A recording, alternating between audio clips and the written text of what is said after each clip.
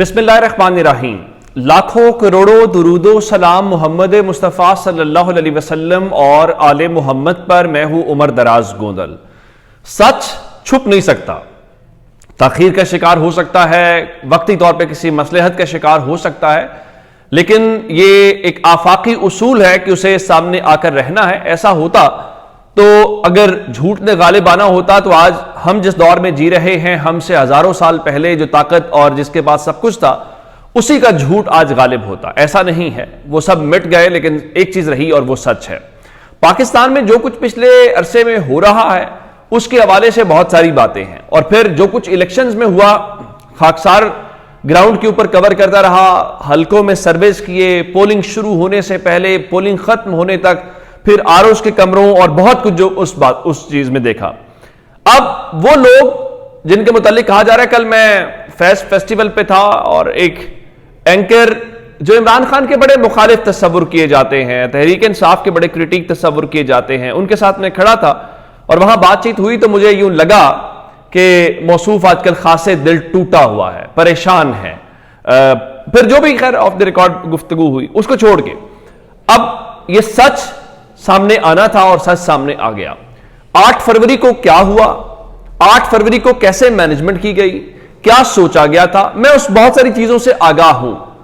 کون سی کہا گیا تھا کہ پہلے انٹریز کرنی ہے، کون سے ریزلٹس روکنے ہیں، وہ کہانیاں اپنی جگہ پہ، اس کو چھوڑ دیتے ہیں فی الحال۔ اب جو لوگ سچ بول رہے ہیں، جن کے ساتھ سب کچھ ہوا، میں ان کا سچ آپ کے سامنے لے کے آنا چاہتا ہوں۔ آپ اور میں کہیں گے تو بات ذرا ڈیفرنٹ ہوگی۔ شہزاد اقبال جو ہے جیو نیوز کے اوپر شو کرتے ہیں، ایک پوڈ کاسٹ میں بیٹھے ہوئے تھے، غالباً کوئی خاتون کا یوٹیوب چینل تھا اس کے اوپر، اور انہوں نے اس چینل کے اوپر یہ بتایا کہ 8 فروری کو ٹی وی چینلز کو ہدایات تھی کہ پارٹی پوزیشن نہیں دکھانی۔ یعنی اس کا مطلب کیا تھا؟ مطلب یہ تھا کہ تحریک انصاف جیت رہی تھی، اور اگر آپ پارٹی پوزیشن دکھاتے تو اس کا مطلب یہ تھا کہ پاکستان تحریک انصاف جو ہے اس کو آپ برتری دکھاتے۔ تو ان کا چند منٹ کے اوپر جو ایکسپریس ٹی وی ہے یا جو ایکسپریس نیوز ہے اس پر پارٹی پوزیشن چلی۔ اب اگر چلی ہوگی تو کون لیڈ لے رہا ہوگا یہ آپ کو بھی پتا ہے۔ تو ان کے مطابق جس میں پی ٹی آئی آگے تھی تو وہ ایشو بن گیا تھا کہ یہ کیوں چلا، یعنی ووٹ ہوئے، ووٹوں کے جو ریزلٹس آ رہے تھے انہوں نے دکھا دیا، بتایا پی ٹی آئی آگے ہے، اور یہ دکھانا ایشو بن گیا۔ اور پھر یہ ہدایت تھی کہ پی ٹی آئی آزاد امیدواروں کو تحریک انصاف کا آزاد امیدوار نہیں کہنا تاکہ کنفیوژن رہے۔ یعنی ٹی وی کے اوپر تماشا لگائے رکھنا ہے کہ آزاد جیت گئے، اور لوگوں کو لگے گا کہ یہ عام جو آزاد ہیں وہ ہیں۔ یہ نہیں پتا کہ آپ نے پاکستان تحریک انصاف سے جناب قاضی فائز عیسیٰ نے 13 جنوری کے کالے اور اس فیصلے کے ساتھ جو پاکستان کے کروڑوں لوگوں کا اس شخص نے حق مارا، اس کے ذریعے یہ وہ سب لوگ تھے جو پی ٹی آئی بیک تھے اور یہ وہ جیتے ہیں۔ یہ کنفیوژن ان کے اوپر رہی۔ اب مجھے نہیں معلوم کہ جس طرح سے کاشف عباسی صاحب نے الیکشنز کے متعلق بات چیت کی اور پھر انہیں آفر کیا گیا، شہزاد صاحب جو ہیں اب انہوں نے گفتگو کی ہے، اللہ خیر کرے کہ ان کی نوکری بھی برقرار رہے اور وہ آن ایئر بھی رہے، کیونکہ کل جن کی میں بات کر رہا ہوں اور وہ بھی یہی کہہ رہے تھے، انہوں نے مجھے بتایا آف دی ریکارڈ کہ کیسے جب نومبر والے معاملات ہوئے تو ہدایات تھیں کہ 3 دن پی ٹی آئی کے لوگوں کو ٹی وی کے اوپر نہیں بیٹھنے دینا، نہیں بٹھانا، کہیں وہ ایسی بات نہ کر دیں۔ تو جس گھٹن زدہ ماحول کے اندر پاکستان کی سوسائٹی فی الحال ہے، اس میں ریاستی بیانیہ صرف ایک ہی ہے، اور وہ ریاستی بیانیہ یہ ہے کہ جناب دیکھیں نا، وہ اس طرح سے ہے کہ یہ سب وجہ جو ہے نا یہ یوٹیوبرز ہیں، اور پھر بلاول کہتے ہیں کہ دیکھیں یہ جو نوجوانوں میں مایوسی کی وجہ ہے نا اس کی وجہ عمران خان ہے۔ بھائی نوجوان ویژولز دیکھتے ہیں، وہ اپنی آنکھوں سے سب دیکھ رہے ہیں کہ کیا ہو رہا ہے۔ اگر میرے بتانے سے ہوتا تو میں بھی انسان ہوں، ہو سکتا ہے میں نے کمیاں کوتاہیاں کی ہوں، کہیں پوری بات نہ بتائی ہو، کچھ کور نہ کر پایا ہو، مسنگ میں ہو، تو کیا لوگوں کو فیکٹس کا پتہ نہیں ہے؟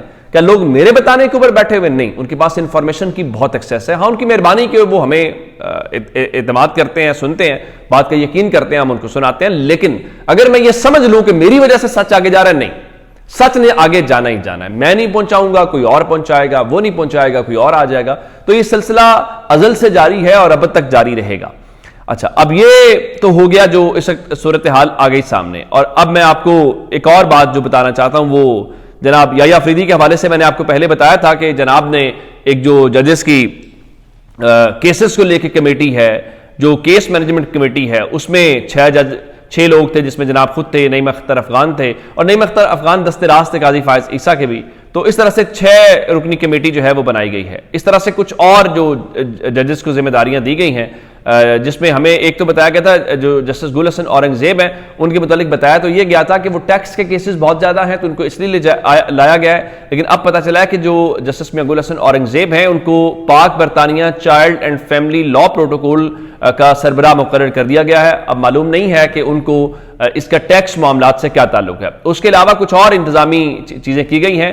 جسٹس عامر فاروق جو حال ہی میں آئے ہیں اور جونیئر ججز میں شمار ہوتے ہیں ان کو اسلام آباد کی جو انسداد دہشت گردی عدالتیں ہیں ان کا انتظامی جج مقرر کیا گیا ہے. اور جناب کے ہوتے ہوئے بھی انسدادی دہشت گردی عدالتوں میں جو کچھ ہوا جو اسلام آباد ہائی کورٹ کے چیف جسٹس تھے اور عدالتیں ان کی براہ راست ماتحت تھیں وہ بھی تاریخ کا حصہ ہے. پھر جسٹس مسرت ہلالی صاحبہ کو خیبر پختونخوا کی انسداد دہشت گردی عدالتوں کا نگران جج کے طور پر مقرر کیا گیا ہے.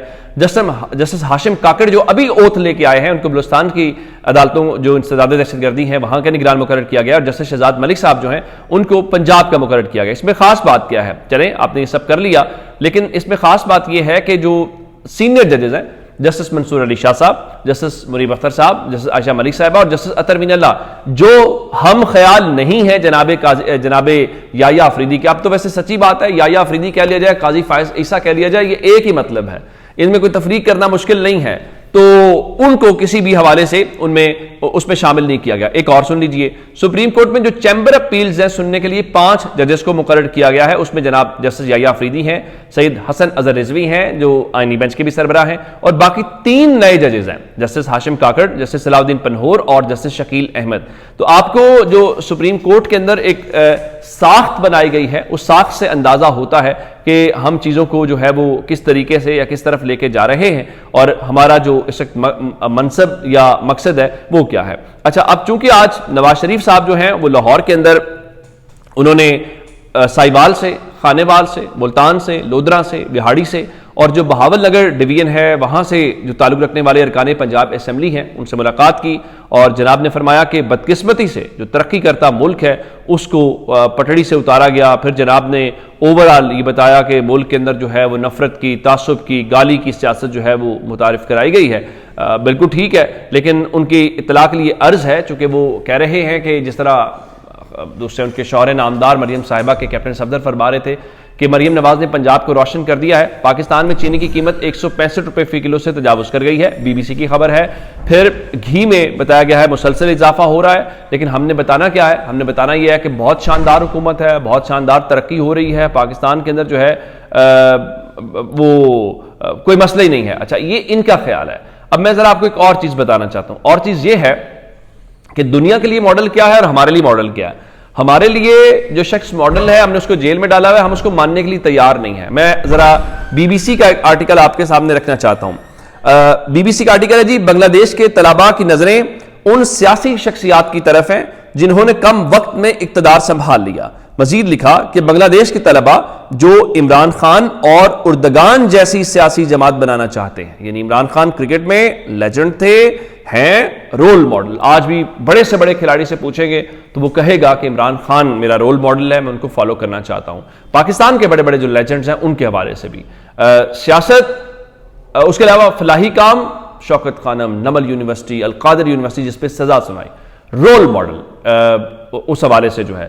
اب سیاست میں کیا کچھ نہیں سنا، تانگا پارٹی، اناڑی، کھلاڑی، لیکن آج پوری کی پوری سیاست ان کے گرد گھوم رہی ہے اور آج دنیا یہ کہہ رہی ہے کہ ہم عمران خان جیسا کام کرنا چاہتے ہیں.